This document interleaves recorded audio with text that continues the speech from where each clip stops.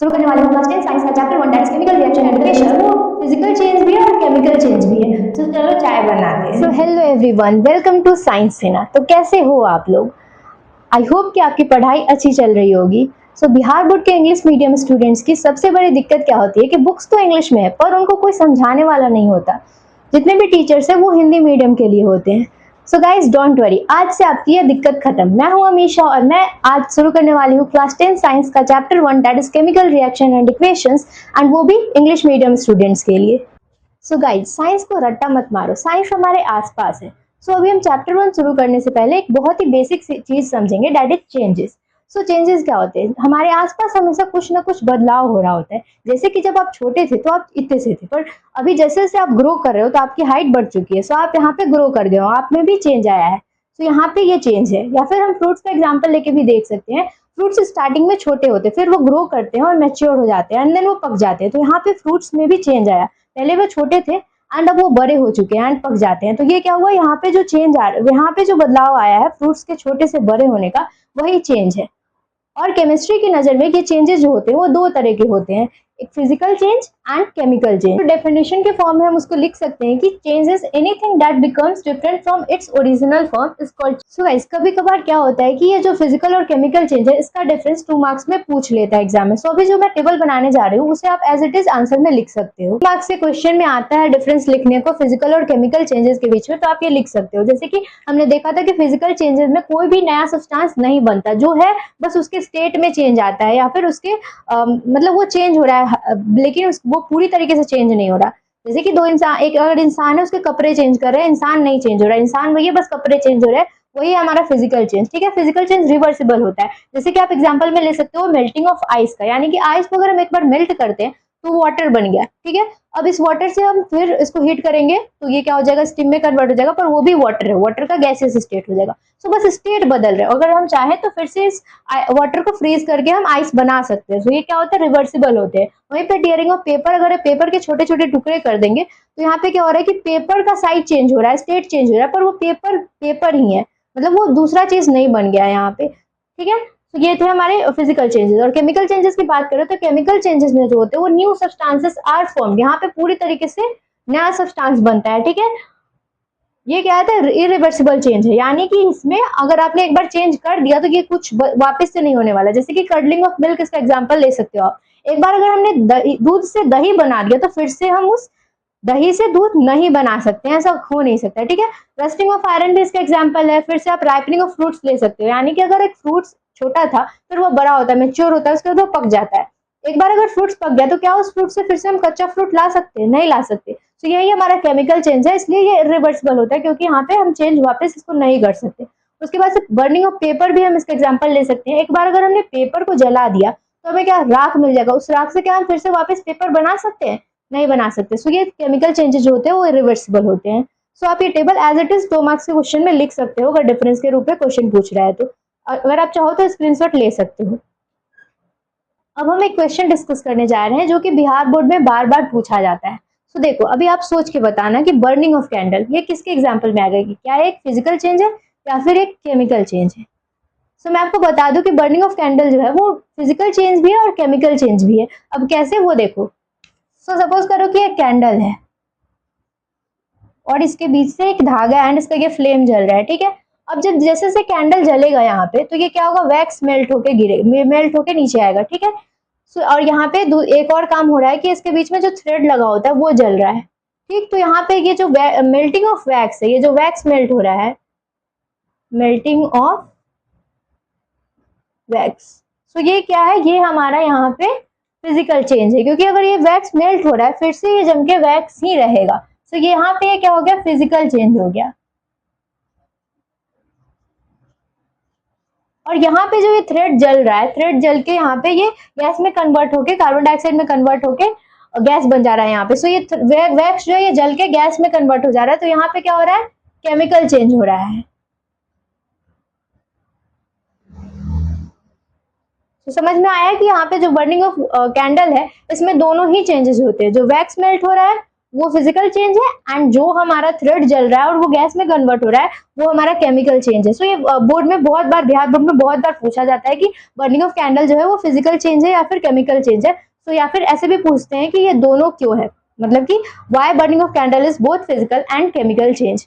तो यहाँ पे हम लिख सकते हैं कि यहाँ पे जो मेल्टिंग ऑफ वैक्स है वो यहाँ पे फिजिकल चेंज हो रहा है, और जो हमारा कैंडल बर्न हो रहा है, उसका थ्रेड बर्न हो रहा है, वो हमारा केमिकल चेंज है। इसीलिए बर्निंग ऑफ कैंडल जो है वो फिजिकल एंड केमिकल चेंज दोनों है। सो इसका आंसर मैं भी आपको लिखा रही हूँ। तो see why burning of candle is both physical and chemical change, ये एक इंपॉर्टेंट पीवाईक्यू है। सो इसका आंसर देख लो, burning of candle is both physical and chemical change because while burning candle there are two changes of happening.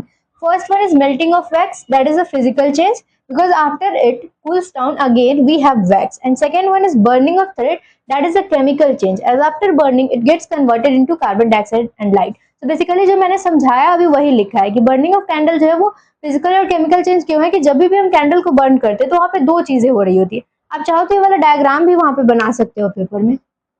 सो ये क्या है, हमारे पास कैंडल है, ठीक है। सो कैंडल यहाँ पे जब हमने कैंडल को बर्न करा तो यहाँ पे दो चीजें हो रही है। पहला, जैसे से कैंडल जल रहा है तो यहाँ पे मेल्ट होके गिरेगा हमारे पास क्या है, ये वैक्स है, मेल्टिंग वैक्स। सो ये क्या है, यहाँ पे फिजिकल चेंज है क्योंकि अगर ये वैक्स जो है वो कूल डाउन होगा, जब ये ठंडा पड़ेगा तो फिर से हमें वैक्स ही मिल जाएगा। तो ये क्या है, फिजिकल चेंज है। और जो यहाँ पे बीच में जो थ्रेड जल रहा है तो ये क्या होगा कि जल के हमें लाइट दे रहा है और दूसरा ये कार्बन डाइऑक्साइड में कन्वर्ट हो जाता है। सो यहाँ पे क्या हुआ कि ये जो अब हमें वापस से थ्रेड नहीं मिलने वाला, सो यहाँ पे एक नया सब्सटेंस मिल रहा है जो कि लाइट और कार्बन डाइऑक्साइड है। सो इसलिए यहाँ पे क्या है, केमिकल चेंज है। सो ये क्या है, बर्निंग ऑफ थ्रेड क्या है, यहाँ पे केमिकल चेंज है।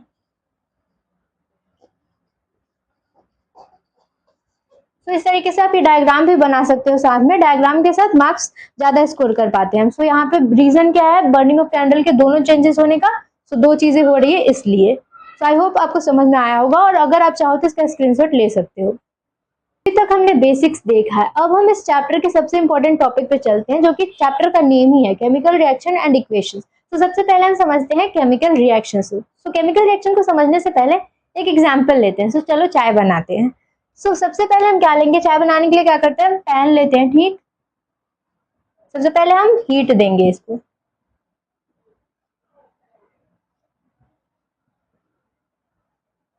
अब क्या करेंगे, हम इसमें डालेंगे दूध। क्या ऐड किया हमने, मिल्क। अब हम इसमें वाटर भी ऐड करेंगे, ओके। अब हम इसमें क्या ऐड करेंगे, sugar and also tea leaves. तो ये चारों चीज डालेंगे, तब यहाँ पे इसको अब हम बॉयल करेंगे, तब हमारे पास क्या आ जाएगा, यहाँ पे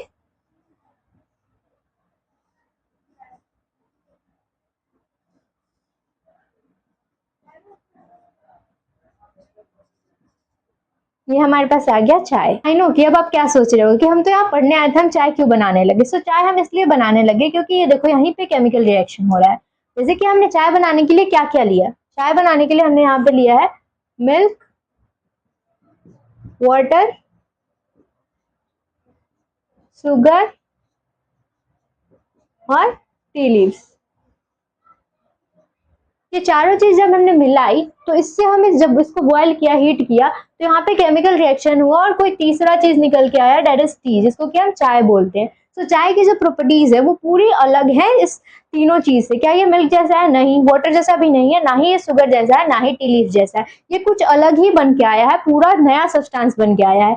तो यहाँ पे क्या हुआ, केमिकल रिएक्शन। चलते हैं केमिकल रिएक्शंस के डेफिनेशन पे। तो समझ में आया ना आपको, जब हम दो तीन चीजों को मिलाते हैं और उसको मिला के रिएक्शन होती है, फिर हमें कोई इंटायरली डिफरेंट सब्सटेंस मिल जाता है, मतलब कि ऐसा सब्सटेंस जो कि पूरी तरीके से डिफरेंट है। जैसे कि चाय वाले एग्जाम्पल में हमने वाटर लिया, दूध लिया, फिर से हमने चीनी लिया और टी लीव्स लिए, और जब सबको साथ में मिला के गैस पे बॉयल किया तो हमें क्या मिल गया, चाय मिल गया, जो कि पूरा डिफरेंट था। तो ये क्या हुआ, केमिकल रिएक्शन हुआ। तो अगर हम डेफिनेशन की बात करें तो हम लिख सकते हैं कि so chemical reactions are the processes in which new substances are formed with new properties। मतलब कि chemical reaction क्या है, इसमें जो हम भी जो चीज भी यूज कर रहे हैं वो मिलके एक नया चीज बना दे रहा है, वही है हमारा chemical reaction।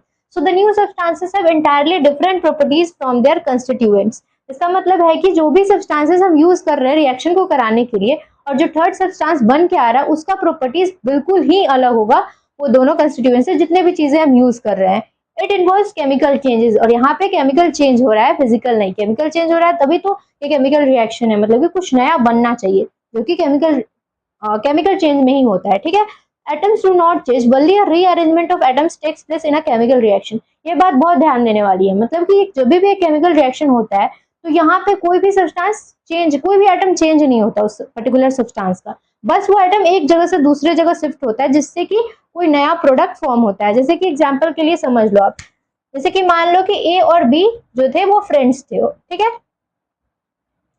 मतलब ये दोनों हमेशा रहते थे। ठीक, मान लो ये दोनों एक दूसरे का हाथ पकड़ के हमेशा रहते थे। ठीक है, और एक और फ्रेंड है सी एंड डी।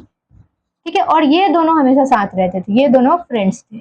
ओके, अब क्या होता है कि जब भी अगर इस दोनों का हम केमिकल रिएक्शन करा दे तो यहाँ पे क्या होगा कि जब ये दोनों रिएक्ट करेंगे ना तो यहाँ पे ए जो है वो ए यहीं रहेगा, पर ये जो बी है वो इसका हाथ छोड़ के सी के पास चला जाएगा और ये डी क्या आ जाएगा, ए के पास आ जाएगा। तो देखना ये क्या हुआ, कुछ नहीं हुआ, बस यहाँ पे अरेंजमेंट। मान लो अगर इसको फ्रेंड्स की जगह पे हम एटम्स ले ले तो ए और बी एटम्स है और सी और डी भी एटम्स है, ये दोनों साथ में प्रोडक्ट बना रहे हैं। लेकिन जब इसका हम केमिकल रिएक्शन कराएंगे ना तो ये अपनी जगह रहेगा, बी जो है वो अपना जगह छोड़ के उसके पास चला गया डी के सी के पास, एंड सी डी क्या किया, डी ने अपना जगह छोड़ के ए के पास आ गया। तो ये क्या हो गया, यहाँ पे केमिकल रिएक्शन हो गया। मतलब यहाँ पे आप देख सकते हो कि कुछ भी एक्स्ट्रा नहीं आया या फिर कुछ खत्म नहीं हुआ है, बस यहाँ पे क्या हुआ कि अपनी जगह को चेंज किया है एटम्स। तो यही होता है केमिकल रिएक्शन में, atoms do not change, only a rearrangement of atoms takes place in a chemical reaction. मतलब कि जब भी केमिकल रिएक्शन होगा तो सिर्फ एटम्स का जगह चेंज होता है, ना कि एटम्स ही चेंज हो रहे हैं। और यहाँ पे एक और बात ध्यान में देने वाली है कि यहाँ पे कोई भी सब्सटेंस डिस्ट्रॉय नहीं होता, पूरी तरीके से खत्म नहीं होता, बस वहां पे उसके पोजीशन में चेंज आएगा, उसका शिफ्ट होगा, इधर से उधर जाएगा, बट वो खत्म नहीं होता, वहीं पे प्रेजेंट रहता है। जैसे कि आप इसके एग्जांपल में देख सकते हो। अभी एक और एग्जांपल हम देखते हैं केमिकल रिएक्शन एंड इक्वेशन का। यहाँ पे हम केमिकल रिएक्शन का एक और एग्जांपल ले सकते हैं, जैसे कि जब हम हाइड्रोजन गैस और ऑक्सीजन गैस को रिएक्ट कराते हैं तो यहाँ पे हमारा जो प्रोडक्ट है वो क्या बनता है, वो H2O बनता है। और यहाँ पे जो हमारा हाइड्रोजन गैस है वो एक कंबस्टिबल गैस है,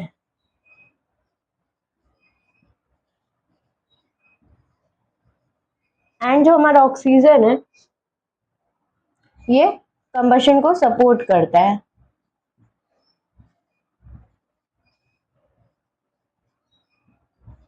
और H2O क्या है, H2O यूज होता है आग बुझाने के लिए। सो यहाँ पे हमने जो भी गैसेस यूज करे, हाइड्रोजन एंड ऑक्सीजन, ये दोनों क्या है, यहाँ पे दोनों की प्रॉपर्टीज डिफरेंट है, पर जो यहाँ पे प्रोडक्ट बन रहा है वो ये दोनों से एंटायरली डिफरेंट है, क्योंकि ये कंबस्टिबल गैस है और ऑक्सीजन क्या करता है, कंबशन को सपोर्ट करता है, और यहाँ पे जो H2 है वो आग बुझाने का काम करता है। सो तीनों ही अलग चीजें हैं। यहाँ पे दोनों का जो जिस चीज को हमने रिएक्ट कराया उसकी प्रॉपर्टीज पूरी अलग है H2O के प्रॉपर्टीज से। सो यही बेसिकली होता है हमारा केमिकल रिएक्शन। सो इसमें जिस भी चीज का यूज करके हम केमिकल रिएक्शन कराते हैं उससे जो प्रोडक्ट आता है वो पूरा ही डिफरेंट होता है। सो ये था हमारा केमिकल रिएक्शन, जो आप चाहो तो इसका स्क्रीनशॉट ले सकते हो। अब हम बात करते हैं कंपोनेंट्स ऑफ रिएक्शन की। सो कंपोनेंट्स ऑफ रिएक्शन में दो आते हैं, एक होता है रिएक्टेंट्स एंड दूसरा होता है प्रोडक्ट्स। सो रिएक्टेंट्स बेसिकली क्या होते हैं, सो रिएक्टेंट्स क्या है, हमारे सब्सटेंसेस दैट स्टार्ट और टेक्स पार्ट इन रिएक्शन। मतलब कि अगर कोई भी हम चीज रिएक्शन करा रहे हैं तो उसमें जो सब्सटेंस रिएक्शन कराने में हमारी हेल्प कर रहा है वो हमारा रिएक्टेंट है, और रिएक्शन का जो रिजल्ट आया है, जो कि रिएक्शन के बाद जो प्रोडक्ट फॉर्म हो रहा है, मतलब कि जो सब्सटेंस बन के आ रहा है हमारा as a result of reaction, वो हमारा क्या होता है, प्रोडक्ट होता है। तो इसको हम समझ सकते हैं अपने चाय वाले एग्जाम्पल से। सो हमने जब चाय बनाया था तो हम उसमें हमने क्या क्या सब्सटेंसेस का यूज करा था। सो हमने यूज किया था मिल्क, शुगर, वाटर और टी लीव्स। इन चीजों का यूज करके हमने क्या बनाया था, चाय बनाया था। तो सबसे पहले हमने इन चीजों को यूज किया था, तो ये हमारे क्या हो गए, यहाँ पे ये हमारे रिएक्टेंट्स हो गए। और जब इसको बॉयल कराया था यानी कि रिएक्शन कराया था तब ये किस चीज में कन्वर्ट हो गए थे, ये कन्वर्ट हो गए थे टी में। तो जो हमारे यहाँ पे टी बना वो क्या हो गया, हमारा प्रोडक्ट हो गया, और ये जो भी चीजें हमने रिएक्शन कराने के लिए यूज करा था वो हमारा रिएक्टेंट्स हो गया। तो यहाँ पे इसका फॉर्मेट क्या हो जाता है केमिकल रिएक्शन लिखने का, तो हम लेफ्ट साइड में हमेशा रिएक्टेंट्स लिखते हैं। तो लेफ्ट साइड में रिएक्टेंट्स लिखेंगे, बीच में एरो होता है, एंड राइट साइड में हम हमेशा प्रोडक्ट्स लिखते हैं।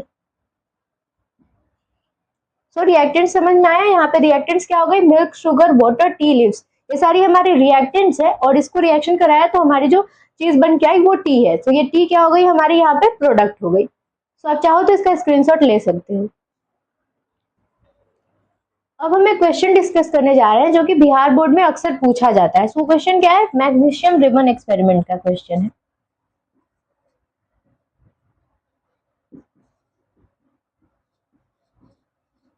मैग्नीशियम रिबन एक्सपेरिमेंट, इसको आप स्टार मार्क कर सकते हो क्योंकि ये हर साल पूछा जाता है क्वेश्चन। बेसिकली होता क्या है, जब हम मैग्नीशियम रिबन को बर्न करते हैं ऑक्सीजन के प्रेजेंस में तो क्या होता है, ये जो मैग्नीशियम रिबन है वो हमारा कन्वर्ट हो जाता है मैग्नीशियम ऑक्साइड में। यानी कि जब इस मैग्नीशियम रिबन को हम बर्न करते हैं ऑक्सीजन के प्रेजेंस में तो ये क्या होता है, ये कन्वर्ट हो जाता है मैग्नीशियम ऑक्साइड में। मतलब कि ये जो रिबन है वो जल जाता है एंड उसके ऊपर व्हाइट एश का मतलब कि राख का लेयर चढ़ जाता है एंड वो हमारा मैग्नीशियम ऑक्साइड होता है। सो बेसिकली इसका रिएक्शन यही होता है। तो रिएक्शन हम लोग इसको लिख सकते हैं, रिएक्शन क्या हुआ बेसिकली यहाँ पे हमारा कि मैग्नीशियम जो है ऑक्सीजन के साथ रिएक्ट किया, मतलब ऑक्सीजन के प्रेजेंस में ये जलाया गया इसको, तो ये किस में कन्वर्ट हो गया, मैग्नीशियम ऑक्साइड में कन्वर्ट हो गया। इसको हम लोग बोलते हैं मैग्नीशियम ऑक्साइड।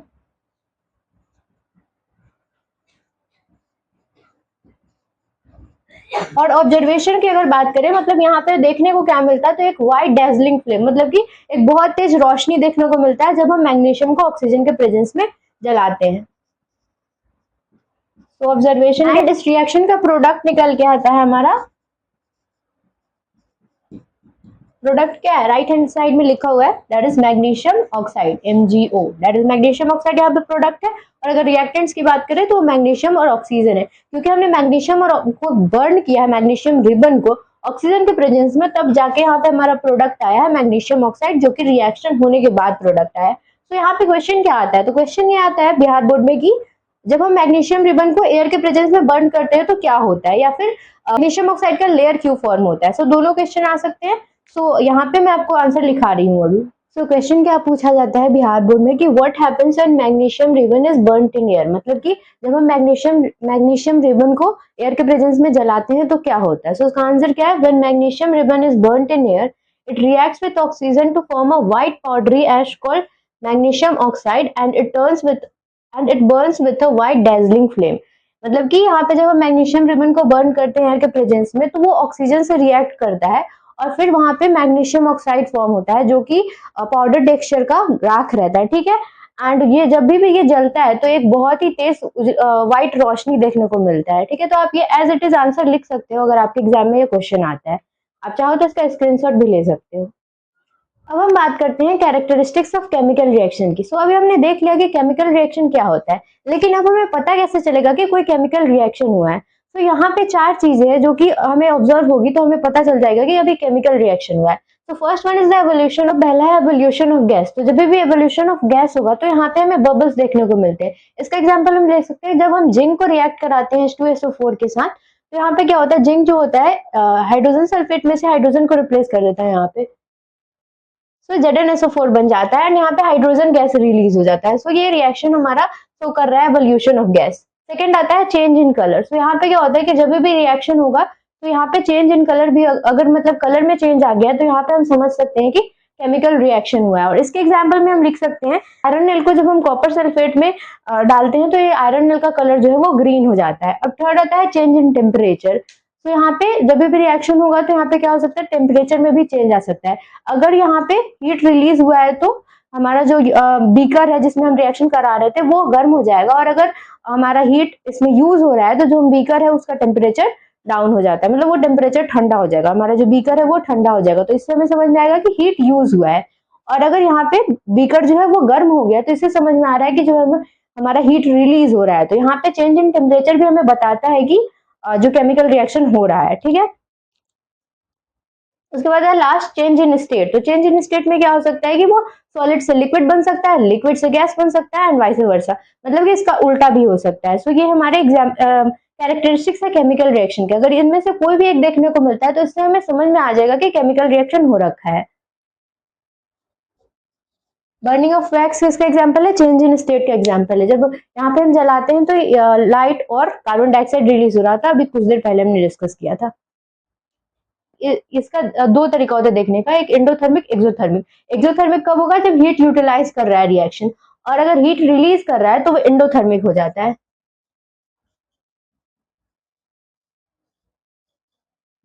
तो एक्सोथर्मिक कब है? जब हीट रिलीज होगा।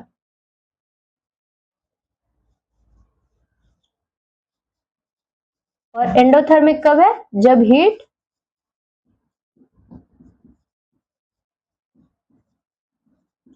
यूटिलाइज होगा। मतलब अगर हीट ले रहा है तो एंडोथर्मिक है, और हीट रिलीज कर रहा है तो एक्सोथर्मिक है। अगर आप चाहो तो इसका स्क्रीनशॉट ले सकते हो। तो देखो, अभी तक हमने देख लिया कि केमिकल रिएक्शन होता क्या और केमिकल रिएक्शन के कंपोनेंट्स क्या होते हैं, और हमने ये भी देख लिया कि कैरेक्टरिस्टिक्स क्या है केमिकल रिएक्शंस की, यानी कि हमें पता कैसे चलेगा कि कोई भी रिएक्शन हो रहा है। ठीक है, अब हम बात करने वाले हैं केमिकल इक्वेशंस की। तो देखो, हम चाहे तो अगर कोई रिएक्शन हुआ है उसको वर्ड में भी लिख सकते हैं, जैसे कि यहाँ पे भी हमने देखा था कि ये हाइड्रोजन सल्फेट जब जिंक के साथ रिएक्शन करता है तो हमें जिंक सल्फेट मिल जाता है, और फिर से हम हाइड्रोजन गैस रिलीज हो रहा है। ठीक है, तो यहाँ पे अगर इसको हम वर्ड में लिखने जाएंगे तो ये बहुत टाइम कंज्यूम करेगा, एंड इतना लंबा लिखना पॉसिबल नहीं होता है हर बारी। तो यहाँ पे एक शॉर्ट ट्रिक ढूंढा गया है इसको लिखने का, और इसी को बोलते हैं हम केमिकल रिएक्शन। तो जो भी रिएक्शन हो रहा है उसको शॉर्ट में लिखने का तरीका, उसके सिंबल्स को यूज करके, यही कहलाता है हमारा chemical equation. So see, chemical equations क्या होता है? The method of representing a chemical reaction using symbols and formulas of the substances involved are known as chemical equations। मतलब कि जो भी रिएक्शन में चीजें इन्वॉल्व हो रही है उसको उनके सिंबल से और फॉर्मूला से लिखने के ही तरीके को हम केमिकल इक्वेशन बोलते हैं। ठीक है, अब क्वेश्चन ये आता है कि हम इसे यूज ही क्यों कर रहे हैं। तो देखो, बार बार ये पॉसिबल नहीं है कि हम पूरा वर्ड में लिखते रहे कि zinc sulphate hydrogen sulphate reacts with zinc to form zinc sulphate and releases hydrogen gas. तो बार बार इस तरीके से वर्ड में लिखना पॉसिबल नहीं होता, इसको इजी बनाने के लिए ही ये तरीका आया है। सो अगर क्वेश्चन आता है कि why we write chemical equations, तो इसका आंसर हम लिख सकते हैं। यूज क्यों करते हैं केमिकल इक्वेशंस का? Because it is easy to understand, short and gives exact information about the atoms involve. मतलब कि ये जो केमिकल इक्वेशंस होते हैं वो शॉर्ट होते हैं, समझने में आसानी होती है, और साथ ही साथ वो हमें एग्जैक्ट इन्फॉर्मेशन बताते हैं कि एटम्स कितने यूज हो रखे हैं, कौन कौन से एटम यूज हो रखे हैं, एंड वो समझने में आसान होता है क्योंकि शॉर्ट में लिखा होता है। ठीक है, अब हम बात करने जा रहे हैं कि हम केमिकल इक्वेशन को लिखते कैसे हैं। तो उससे पहले आप अगर आप चाहो तो इसका स्क्रीनशॉट ले सकते हो। So how to write an equation में तीन चीजें आती है, एलएचएस, आरएचएस। ठीक है, सो एलएचएस में हम क्या लिखते हैं? तो एलएचएस में हम हमेशा, यानी कि left hand side, left side में जिसको लिखते हैं, तो इसमें हमेशा हम क्या लिखते हैं? रिएक्टेंट्स लिखते हैं। ठीक है, और अगर रिएक्टेंट्स एक से ज्यादा है तो यहाँ पे हम प्लस साइन का यूज करते हैं, अगर एक से ज्यादा है रिएक्टेंट्स। ठीक है, उसके बाद आरएचएस यानी कि राइट हैंड साइड। सो राइट आरएचएस में हम क्या लिखते हैं? तो आरएचएस में हम हमेशा प्रोडक्ट्स लिखते हैं, और अगर प्रोडक्ट्स भी एक से ज्यादा है तो यहाँ पे हम प्लस का साइन यूज करते हैं। ठीक है, एंड एरो, एरो जो होता है ऐसे निशान होता है, ठीक है, इसको हम बीच में यूज करते हैं, रिएक्टेंट्स और प्रोडक्ट्स के बीच में यूज कर सकते हैं। सो बेसिक स्ट्रक्चर हम लिखना चाहे इसका, इक्वेशन हम कैसे लिखते हैं? सो बेसिक स्ट्रक्चर हमारा हो जाएगा, मान लो कि किसी भी रिएक्शन में ए और बी सब्सटेंस यूज करा है हमने, तो हम लेफ्ट हैंड साइड में ए और बी लिखेंगे। क्योंकि एक से ज्यादा है तो यहाँ पे हम प्लस का साइन यूज कर रहे हैं। ठीक है, अब बीच में हम एरो का यूज करेंगे, एंड जो एरो है ये हमेशा प्रोडक्ट के साइड पॉइंट करता है। ठीक है, मतलब प्रोडक्ट के साइड ये दिखाता है निशान। ठीक है, और अगर मान लो कि प्रोडक्ट भी सी और डी आया है, दोनों आया, तो यहाँ पे हम प्लस का साइन यूज करेंगे। अगर एक से ज्यादा प्रोडक्ट है या फिर रिएक्टेंट भी एक से ज्यादा है तो हम उसमें प्लस का साइन यूज करेंगे। तो देख सकते हैं ये बेसिक स्ट्रक्चर है रिएक्ट इक्वेशन लिखने का। ठीक है, अब इसको हम किसी केमिकल इक्वेशन मतलब रियल रिएक्शन के फॉर्म में लिखते हैं। ठीक है, तो हम एग्जांपल दे सकते हैं इसका।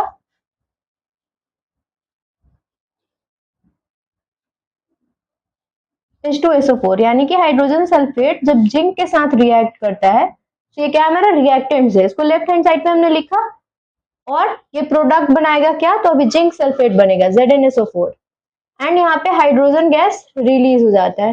ओके, सो ये क्या हुआ? ये रिएक्शन हो गया, हमारे इक्वेशन के फॉर्म में हमने इसे लिख दिया। ठीक है, अब यहाँ पे क्या करते हैं, हम एक और चीज ऐड कर सकते हैं, इससे एग्जामिनर इंप्रेस होता है और हमें मार्क्स अच्छे मिलते हैं। सो हम इसका स्टेट भी यहाँ पे बता सकते हैं, जैसे कि हाइड्रोजन गैस जो इवॉल्व हुआ है वो यहाँ पे गैस है,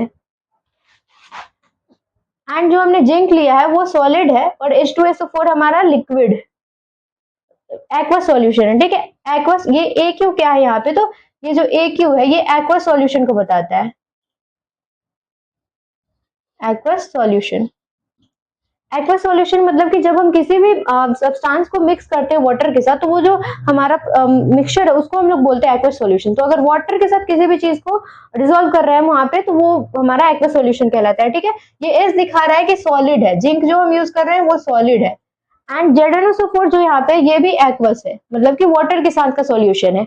एंड यहाँ पे जो जी है वो दिखा रहा है हमें गैस, कि गैसियस स्टेट में है वो। ठीक है, तो इस तरीके से लिखने से और अच्छा रहता है। ठीक है, तो यहाँ पे हो गया हमारा कि हम इक्वेशन कैसे लिखते हैं। तो लेफ्ट हैंड साइड में हम हमेशा रिएक्टेंट्स लिखते हैं, और अगर रिएक्टेंट्स एक से ज्यादा है तो यहाँ पे हम प्लस का साइन यूज करते हैं। राइट हैंड साइड में हम प्रोडक्ट्स लिखते हैं और एक से ज्यादा है तो प्लस लगाते हैं, और बीच में हम एरो का यूज करते हैं, और एरो हमेशा जो है वो प्रोडक्ट के साइड पॉइंट करता है। ठीक है, और चाहे तो हम स्टेट भी मेंशन कर सकते हैं यहाँ पे, तो आप चाहो तो इसका स्क्रीनशॉट ले सकते हैं।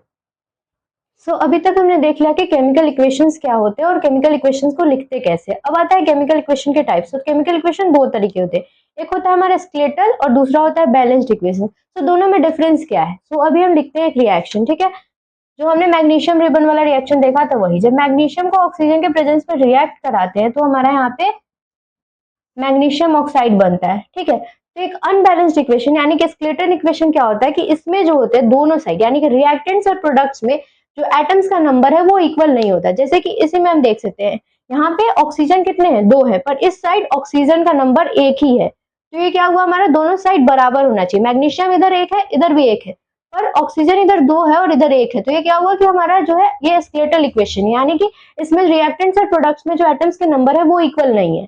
और बैलेंस्ड इक्वेशन यही होता है इसका उल्टा, यानी कि हमारे दोनों साइड बराबर एटम्स होने चाहिए। जैसे कि अभी हम इस रिएक्शन को बैलेंस कर दे, magnesium reacts with oxygen to form magnesium oxide. तो यहाँ पे बैलेंस करने के लिए हम क्या करेंगे, सो यहाँ पे हम इसको बैलेंस कर देते हैं। तो आप देख सकते हैं कि यहाँ पे हमारा मैग्नीशियम इधर 2 है, इधर भी 2 है, ऑक्सीजन इधर 2 है और ऑक्सीजन इधर भी 2 है। तो यहाँ पे क्या हो गया कि रिएक्टेंट्स और प्रोडक्ट्स में दोनों साइड जो एटम्स है हर एक एलिमेंट्स के वो इक्वल है। तो ये हो गया हमारा बैलेंस्ड इक्वेशन। लेकिन अब क्वेश्चन आ रहा है कि हमें बैलेंस करने का जरूरत क्यों है। सो अगर आपको इसका आंसर पता है तो कमेंट सेक्शन में बताइए, और अगर नहीं पता है तो इसका आंसर हमें मिलेगा नेक्स्ट वीडियो में। और नेक्स्ट वीडियो में हम बैलेंसिंग को एकदम अच्छे से सीखेंगे, और बैलेंसिंग बहुत ही इंपॉर्टेंट टॉपिक है क्योंकि इसमें अभी हम नेक्स्ट वीडियो में यानी कि इस वीडियो के पार्ट 2 में जानेंगे कि कैसे इक्वेशंस को बैलेंस करते हैं। सो गाइज, आई होप कि आपको समझ में आया होगा केमिकल रिएक्शन एंड इक्वेशंस। अब इस वीडियो के पार्ट 2 में हम सीखेंगे कि इक्वेशंस को कैसे बैलेंस करते हैं। पार्ट 2 का लिंक आपको नीचे डिस्क्रिप्शन में भी मिल जाएगा, और साइड में आप आई बटन पर क्लिक करके भी देख सकते हो, और प्लेलिस्ट में भी मिल जाएगा। सो मिलते हैं नेक्स्ट वीडियो में, तब तक के लिए stay connected and keep learning. Thank you.